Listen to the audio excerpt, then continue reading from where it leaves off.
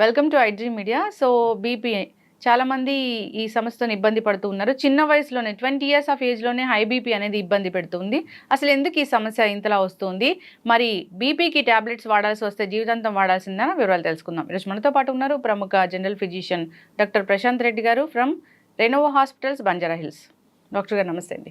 నమస్కారం అండి. డాక్టర్ గారు, జనరల్గా హై బీపీ సో ఒకప్పుడంటే 40-50 ఏళ్లలో చూసేవాళ్ళము. ఇప్పుడు అలా కాదు, 20 ఇయర్స్ ఆఫ్ ఏజ్ నుంచి చూస్తూ ఉన్నాము. అసలు ఏంటి హై బీపీ, ఎందుకు వస్తుంది? హై బీపీ జనరల్గా రావడానికి 2-3 కారణాలు ఉంటాయండి మెయిన్గా. సో జనరల్లీ ఎప్పుడైనా సరే మనము ప్రైమరీ, సెకండరీ కాజెస్ అని చెప్పి చూస్తాం. సో జనరల్గా ఎసెన్షియల్ కాజెస్, ప్రైమరీ కాజెస్ ఏంటంటే మనం ఏదైతే మనం మాడిఫై చేసుకోగలుగుతామో, లైక్ మన ఒబిసిటీ కానివ్వండి, మన తినే లైఫ్ స్టైల్స్ కానివ్వండి, హై షుగర్స్, ఇలా మనం మాడిఫై చేసుకునే వాటిని మనం మాడిఫైయబుల్ రిస్క్ ఫ్యాక్టర్స్ అంటాం. సో ఈ రిస్క్ ఫ్యాక్టర్స్ ఏవైతే మనం మాడిఫై చేస్తామో దాంతో మనం బీపీని తగ్గించుకోవచ్చు. కొన్ని నాన్ మాడిఫైయబుల్ రిస్క్ ఫ్యాక్టర్స్ అంటాం. దాంట్లో మన జీన్స్, జెనెటిక్ కానివ్వండి, కిడ్నీ డిసీజ్ కానివ్వండి, లేకపోతే ఇంకేదైనా ఇతరత్ర మన బాడీలో ఉన్న ఆర్గన్స్ ప్రాబ్లమ్స్ ఉన్నప్పుడు దాన్ని నాన్ మాడిఫైయబుల్ రిస్క్ ఫ్యాక్టర్స్ అని తీసుకుంటాం. దానివల్ల బీపీ వస్తే మనం కంట్రోల్ చేయలేమా? ఇప్పుడు మాడిఫైయబుల్ రిస్క్ ఫ్యాక్టర్స్ ని మనం రోజువారీ మన లైఫ్ స్టైల్ మాడిఫికేషన్స్ చేసుకుంటే, లైక్ కరెక్ట్ ఫుడ్ తినడము, తక్కువ షుగర్స్ తినడం, టైం కి తినడం లాంటివి చేసుకుంటే జనరల్ గా ఏ ఏజ్ లో అయినా మన బీపీని కంట్రోల్ చేసుకునే ఛాన్స్ ఉంటుంది. అదే మన జెనెటిక్ ఫ్యాక్టర్స్ లేదా ఏదైనా ఆర్గన్ డిసీజ్ వల్ల వచ్చేవి మాత్రం దానికి సంబంధించిన మెడిసిన్స్ వాడి దాని పరంగా మనం తగ్గించుకోవడం జరుగుతుంది. ఓకే, అంటే ఇప్పుడు మాడిఫైబుల్ రిస్క్ ఫ్యాక్టర్స్ అంటాము. సో దాని వల్ల వచ్చే బీపీని మనం పూర్తి స్థాయిలో తగ్గించుకోవచ్చు, టాబ్లెట్స్ కూడా మానేయొచ్చా? మోస్ట్ ఆఫ్ ద టైమ్స్ అండి. ఇప్పుడు యంగ్ పీపుల్ జనరల్గా ఇప్పుడు మనం తీసుకుంటే ఎక్కువగా లేటెస్ట్గా 30 నుంచి 35 ఇయర్స్ వాళ్ళకు కూడా హై బీపీ లాంటివి చూస్తూ ఉంటాం. దానికి మెయిన్ కారణం మన లైఫ్ స్టైల్ అండి. అంటే హై కార్బోహైడ్రేట్స్ లేకపోతే ఫ్యాట్ ఉన్న ఫుడ్ ఎక్కువగా తినడము, అసలు ఎక్సర్సైజ్ అనేది చేయకపోవడము, ఇలాంటివి హై సాల్ట్ ఫుడ్ తీసుకోవడం. సో ఇవన్నీ మనం కట్ డౌన్ చేసుకుంటే 100లో 90% of the people definitely tablet లేకుండా ఉండొచ్చు. ఓకే, డాక్టర్ గారు, సో ఈ ఏదైనా కిడ్నీ ఇష్యూస్ వల్ల లేదా ఇతర ఆర్గన్ డ్యామేజ్ అవ్వడం వల్ల లేదా జెనెటికల్గా అన్నారు, అది వచ్చింది. సో వాళ్ళు లైఫ్ స్టైల్ చేంజ్ చేసుకున్నారు. సో బీపీ అనేది కంట్రోల్లో ఉంటుందా? పూర్తి స్థాయిలో తగ్గించుకోవడానికి ఛాన్స్ అనేది ఉండదా? ఉంటుందండి, అలానే ఏం లేదు. 50% ఆఫ్ ద పీపుల్లో ఇఫ్ ఒకవేళ మనం ఎర్లీగా డిసీజ్ ని కనుక్కున్నట్టయితే, మనం ఒకవేళ లైఫ్ స్టైల్ మాడిఫికేషన్స్ చేసుకుంటే డెఫినెట్లీ మనము యంగ్ ఏజ్ లో డెఫినెట్లీ మనము టాబ్లెట్ లేకుండా ప్రయత్నం చేయొచ్చు. కాకపోతే ఏంటంటే వాళ్ళు ఫ్రీక్వెంట్ గా ఫాలో అప్ లో ఉండాలి.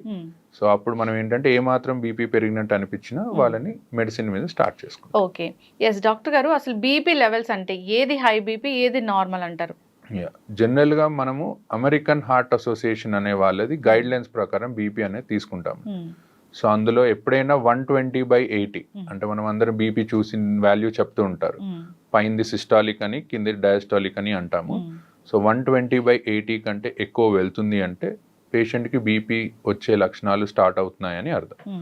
సో 140/80 కంటే ఎక్కువ వెళ్ళింది అనుకోండి, కంపల్సరీ దాన్ని మనం బీపీ కిందే పరిగణిస్తాం.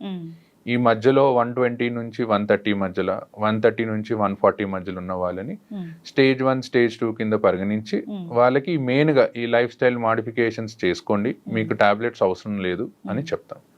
140/80 కంటే ఎక్కువ ఉన్న వాళ్ళకి మాత్రం టాబ్లెట్స్ వాడమని స్టార్ట్ చేయమని చెప్తాం. ఓకే, కొందరికి ఓన్లీ డయాస్టాలిక్ మాత్రమే ఎక్కువగా ఉంటుంది కదా డాక్టర్ గారు, అది డేంజర్ అంటారా? డయాస్టాలిక్ జనరల్ గా ఎక్కువయ్యేది మన లోపల ఏదన్నా ప్రాబ్లం ఉన్నప్పుడు అవుతుందండి. మెయిన్ గా కిడ్నీ డిసీజెస్ లో, లేకపోతే థైరాయిడ్ ఉన్న వాళ్ళలో, ఇలాంటి వాళ్ళు, ఒబిసిటీ ఉన్న వాళ్ళలో, లేదా sleeping disorders problem, obstructive sleep apnea అంటారు, ఇలాంటి వాళ్ళలో జనరల్ గా మనం డయాస్టాలిక్ బీపీ కూడా ఎక్కువ అవడం చూస్తుంటాం. India it's more dangerous than this systolic BP ఎక్కువ. సో దానికి కంపల్సరీ మెడిసిన్ వాడాల్సిందే. ఓకే, డయాస్టాలిక్ ఎక్కువ ఉన్నప్పుడు డయాస్టాలిక్ 90 కంటే ఎక్కువ ఉంటే మేము డెఫినెట్లీ ఫస్ట్ మెడిసిన్ అడ్వైస్ చేస్తాము, ఆ లైఫ్ స్టైల్ మాడిఫికేషన్స్ తో పాటు. ఒకవేళ తగ్గుతుంది అనుకుంటే మెల్లిగా మెడిసిన్ ని డిస్కంటిన్యూ చేస్తాం. ఓకే డాక్టర్ గారు, అసలు ఈ బీపీ 140/80 ఉంది. సో అలాంటి వాళ్ళు ఉప్పు ఎక్కువగా తినడం లేదా కొన్ని రకాల ఆహార పదార్థాలు ఎక్కువగా తినడం వల్ల బీపీ ఫ్లక్చువేట్ అవుతుంది, హై అవుతుంది అంటారు. సో అవి ఏంటంటారు? మెయిన్గా సాల్ట్ అండి. సాల్ట్ ఇంటేక్ ఎప్పుడైనా సరే తక్కువగా ఉండాలి. ఇప్పుడు కొంతమంది తినాల్సిన దానికంటే మోతాదుకు మించి సాల్ట్ తీసుకుంటారు. సో ఫస్ట్ అది కట్ డౌన్ చేయాలి. దాంతోపాటు హై కొలెస్ట్రాల్ ఉన్న ఫుడ్ని ఎప్పుడైనా కట్ చేయాలి. కొలెస్ట్రాల్ ఎక్కువ అవుతే మన బ్లడ్ వెళ్ళేది తక్కువ స్పీడ్లో ఎక్కువగా వెళ్తుంది. సో ప్రెషర్ అనేది పెరుగుతూ పోతుంది. సో హై కొలెస్ట్రాల్ ఉన్న ఫుడ్స్ కానీ హై సాల్ట్ ఉన్న ఫుడ్స్ కానీ అవాయిడ్ చేసుకుంటే డెఫినెట్లీ మనం ఒక 5 to 10 డిఫరెన్స్ చూడొచ్చు బీపీలో. ఎస్, ఖచ్చితంగా డాక్టర్ గారు.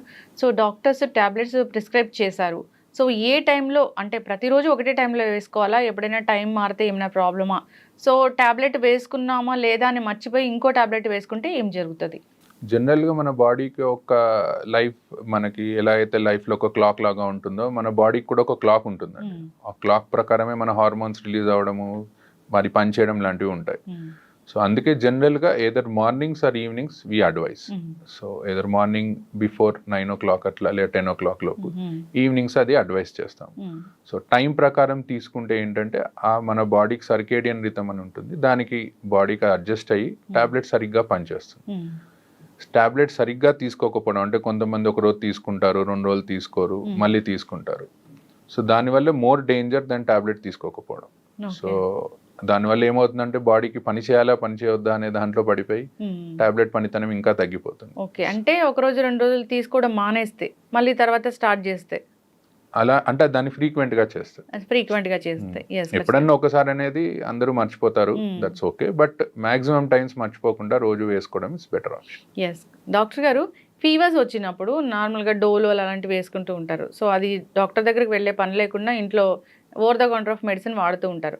సో హై బీపీ ఉన్నవాళ్ళు ఇలాంటి డోలోలు వేసుకోవచ్చా? సో అలాంటప్పుడు బీపీ టాబ్లెట్ వేసుకోవచ్చా లేదా?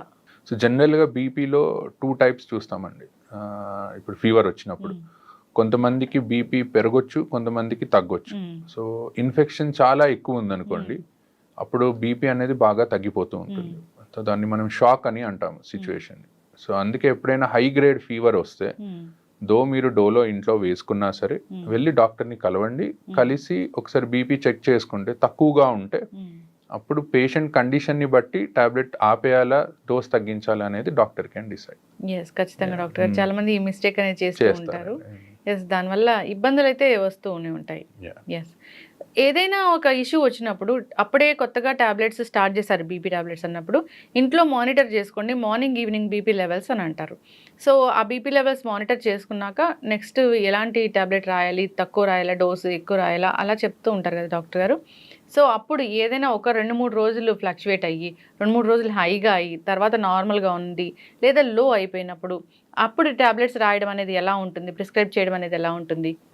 జనరల్గా ఎవరికైనా ఫస్ట్ టైం బీపీ వచ్చినప్పుడు అండి, ఎక్కువగా యంగ్ ఏజ్ వాళ్ళకి, let's take less than 50 years young age వచ్చిన వాళ్ళకి మేము ఏం చెప్తామంటే దేర్ ఇస్ హై ఛాన్స్ మన లైఫ్ స్టైల్ మార్చుకొని ఇలా చేసుకొని మనం బీపీ తగ్గించుకోవచ్చు అని. అండ్ ఒక్కొక్కసారి డాక్టర్ దగ్గరకు వచ్చినప్పుడు రీడింగ్ అనేది ఎక్కువ రావచ్చు. వైట్ కోట్ హైపర్ టెన్షన్ అంటాము, అంటే డాక్టర్ని చూడగానే బీపీ అనేది పెరుగుతూ వెళ్తుంది. సో అలాంటి వాళ్ళకి ఏం చెప్తామంటే మీరు ఒక 3 to 5 days 2 times in a day check చేసుకోండి రీడింగ్స్ అని. సో కన్సెక్యూటివ్ రీడింగ్స్ అండి, అంటే 3 consecutive రీడింగ్స్ 3 సార్లు ఎక్కువ వచ్చాయనుకోండి డెఫినెటివ్గా టాబ్లెట్ స్టార్ట్ చేస్తాం. సో 3 సార్లు కాకుండా ఒకసారి వచ్చింది మిగతా 2 times తక్కువ వచ్చింది అలా అనుకుంటే first life style modifications advice చేస్తాం. ఎస్, ఖచ్చితంగా డాక్టర్ గారు. సో బీపీ మిషన్స్ చాలా డిజిటల్ మిషన్స్ వచ్చాయి. సో వాటిలో చెక్ చేసుకుంటే వచ్చేది కరెక్ట్ వాల్యూ అయినా నార్మల్గా డాక్టర్ దగ్గరికి వెళ్ళినప్పుడు వేరే బీపీ మిషన్ ఉంటుంది, అది కరెక్టా? సో ఎట్లా అంటారు? ఎలక్ట్రానిక్ మిషన్స్కి మేము చూసే మిషన్స్కి ఏంటంటే మెర్క్యూరీ ఉంటుందండి మేము చూసే మిషన్స్లో, it's much more accurate. Electronic మిషన్స్లో ఒక 5 mm వరకు డిఫరెన్స్ ఉంటుంది. బట్ మెయిన్గా మిషన్ కంటే ఎక్కువ చూసే పొజిషన్ అండి, చూసే పొజిషన్, చూసే టైమ్. సో ఎప్పుడైనా సరే బీపీ మిషన్ అనేది మన లెవెల్ ఆఫ్ హార్ట్ దగ్గరికి ఉండాలన్నమాట. సో ఎవరన్నా కూర్చొని బీపీ చూసుకుంటున్నారు అనుకుంటే బీపీ మిషన్ ఒక టేబుల్ మీద పెట్టి మన హార్ట్ లెవెల్లో ఉండేటట్టు, పడుకున్నప్పుడు మన పక్కన హార్ట్ లెవెల్లో ఉండేటట్టు చూసుకోవాలి.